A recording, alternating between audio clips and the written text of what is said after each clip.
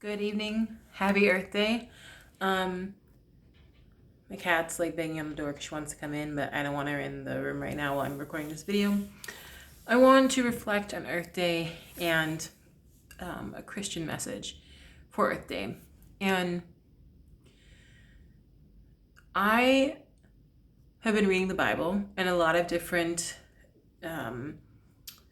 messages, a lot of holy books. Sorry, I don't know why I said that. A lot of holy books, but I know Christianity the most.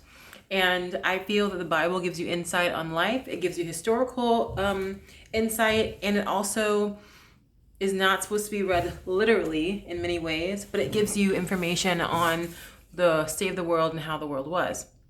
Now, the planet is what the Bible starts with, the earth being good. And I want to go into that because I feel a lot of people of faith do not really understand the importance of Earth Day and the importance of preserving our planet.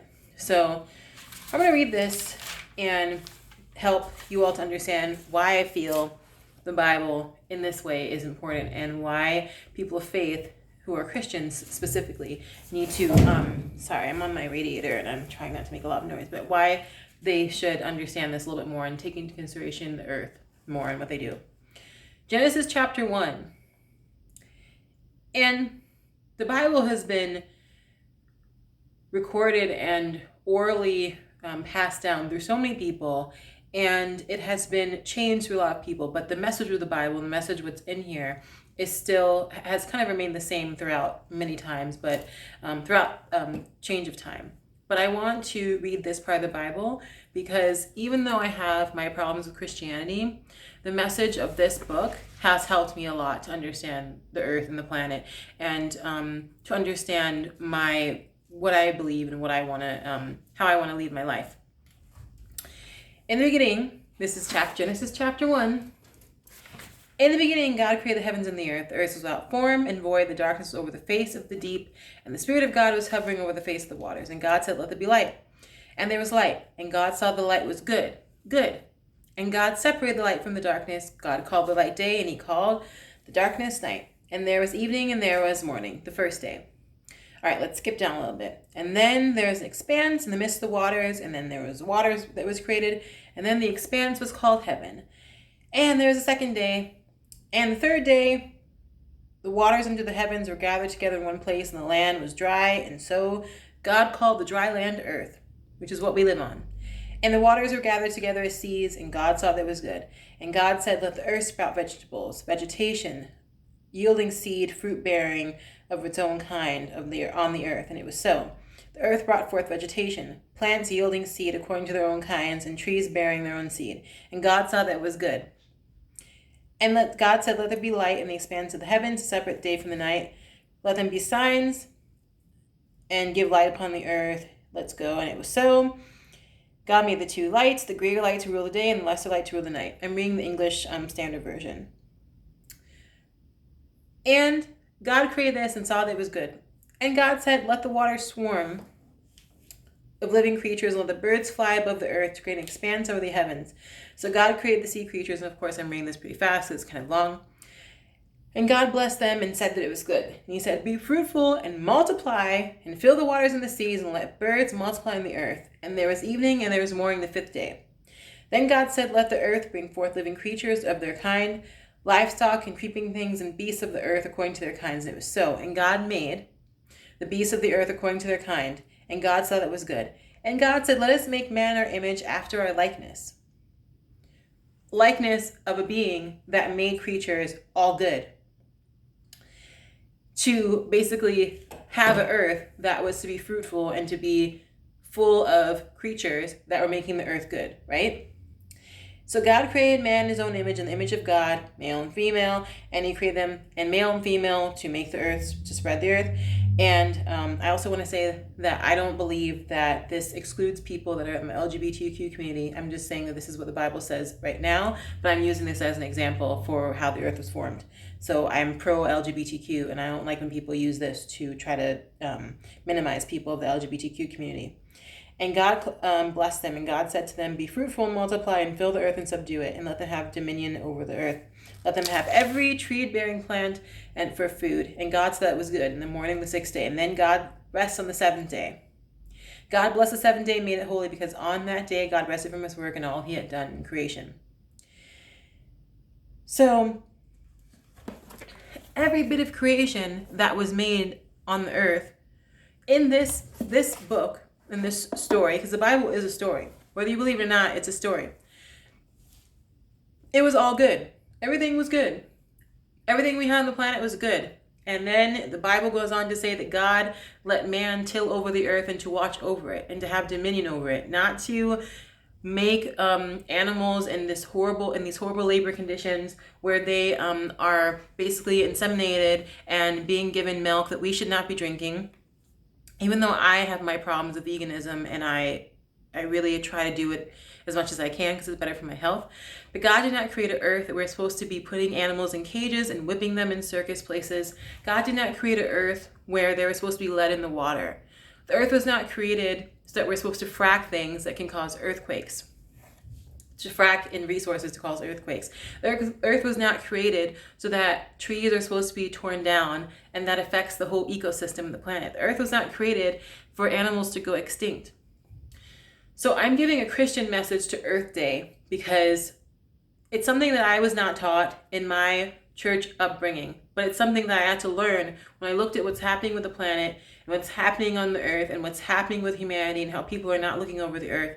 And I wanted to specifically bring this to Instagram and to Facebook, which is where I'm sharing these two videos, because me as a Christian, I feel I've been given a duty to watch over the earth and to help plant things and to help preserve it and to help with people who are not being given the right resources from the earth. I mean, I don't understand how there is lead in our water, a natural resource, and how also some places are running out of water. It is ridiculous. It is unfathomable. I feel so angry about that.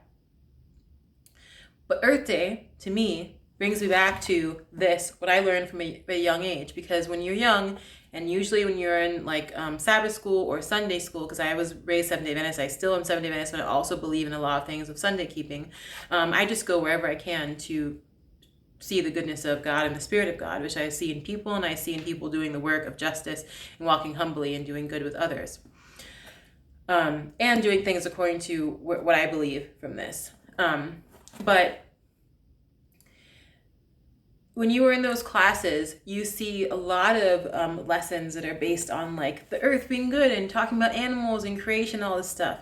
And then you get older, and sometimes you forget about this stuff, that the earth was already good. We had and have had a very good planet for many years. And we as humans have messed up the holiness of the planet.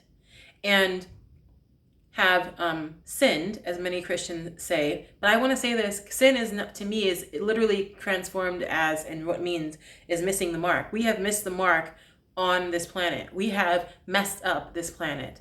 And I'm not exempt from doing things negatively to affect the planet. I have littered before in my life.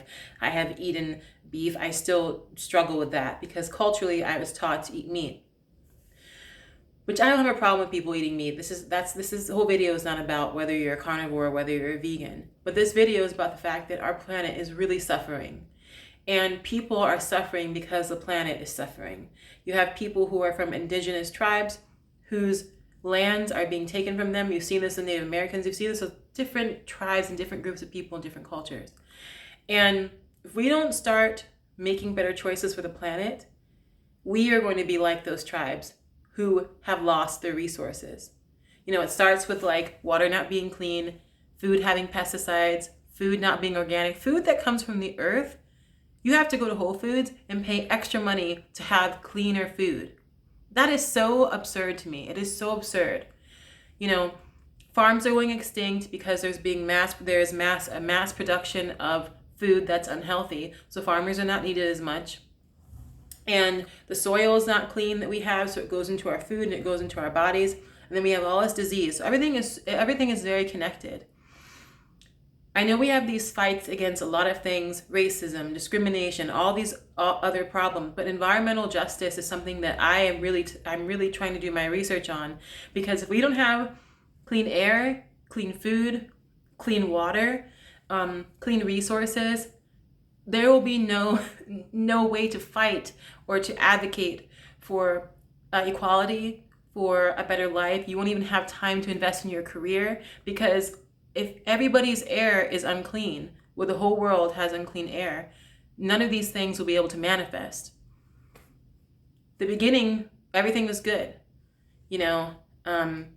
Even if you don't believe this, like, in the beginning, things were better than they were now, you know. I really do believe that. And I think, yes, there have been problems in history times in history where resources have naturally kind of evolved into, like, having extinct animals and having different water supplies kind of drying out. But a lot of that is due to human beings, because we are the cause of a lot of these things. And I wish people took better care of the planet. I wish I was taught about the relevance of the planet. You know, in the Sabbath message, which I was born and raised Seventh-day Adventist. My grandmother is Seventh-day Adventist. My grandfather is Muslim. My grandfather never told me to litter. He told me the earth is very holy and that we should take care of it, and he's Muslim. My grandmother is Seventh-day Adventist, but I didn't learn this from her. I learned this from my own look at the Sabbath, and knowing that on the seventh day, you rest and you look at creation, see that it's good. And then you look at the other parts of creation, like human beings, and see they're good. And because we're all good, we invest in bringing goodness to other people in any way that we can. But before there's humanity, there's a planet.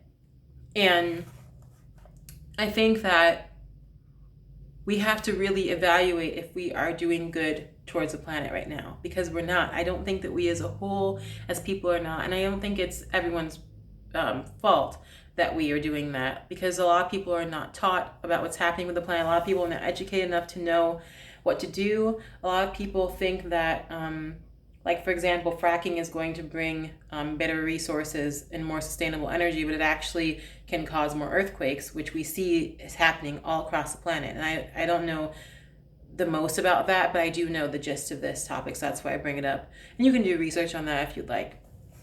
But the planet needs us. And Earth Day, 50 years of Earth Day, 50-year anniversary. Congratulations, Earth Day founders. But if we don't protect the planet, it's not only going to affect the food we eat and the things we drink, but it affects, like, us people who want to have kids and people who already have kids. I don't have children, and I worry about having a kid in a planet like this. I worry about having a child who might move to Michigan and have lead in their water. You know, these things bother me. I worry about my child moving to a place where they have to wear a mask, not just because of the coronavirus, but because there's pollution in the air. So those are the things that I think about a lot. And I don't think we should be in fear of what's to come in the future, because we should not be troubled. Let our hearts not be troubled. But I do think that we should be aware and educated on what we can do to help the planet. If we care about the planet and we care about living here and we care about making a life for the future generations to come, then we have to start taking care of the planet and taking care of what's around us and drinking more water and advocating for clean water. I'm in Chicago. Michigan has unclean water. I don't understand how I'm so close and their water is so unclean. So not all of Michigan, because I went to school in Berrien Springs, Michigan. Flint is actually only about 2 hours away, I believe, and their water's unclean and mine was fine. So the planet is something that we were given as a gift. We were born on the planet. We were born into the air, not literally in the air, but we were born needing air to survive, and needing clean air to survive, and needing water to survive, and needing proper foods to nourish our bodies. So we have to take care of the planet. It is our duty as human beings to do that.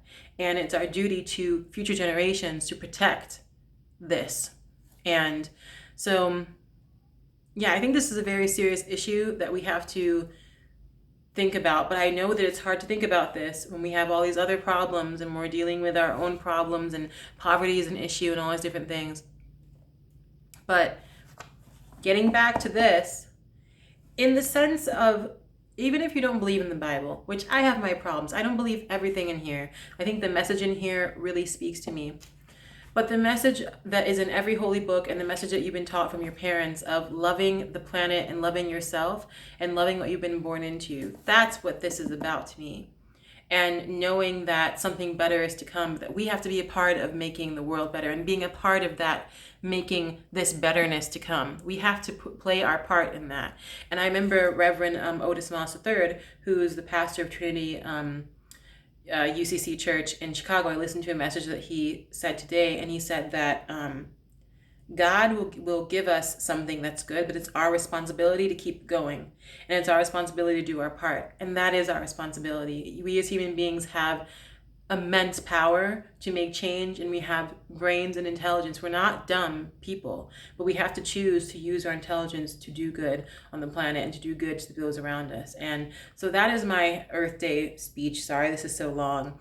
But I'm really worried about the planet if we don't do something about it. And not just because of global warming, but because of the fact that we have like unclean water and unclean food, and people cannot afford, people are being pushed out of their homes because of all of this unclean water and areas that become unclean because of fracking and because of engineering and because people are taking natural gases from the earth. And so anyways, I hope that you have a great day, a great night. Happy Earth Day. I love this planet. I have my problems with the way the earth is being utilized right now, but I still love being on Earth, and I still love being alive, because being in nature and seeing places like Yosemite and Yellowstone and a lot of national parks and the Grand Canyon have made me really appreciate nature. And if you have not been to those places, go, because it will really give you insight on, okay, if we don't have this anymore, it will devastate humanity, because we need that beauty, we need that to enrich ourselves. So have a great day. I'm gonna go. Bye.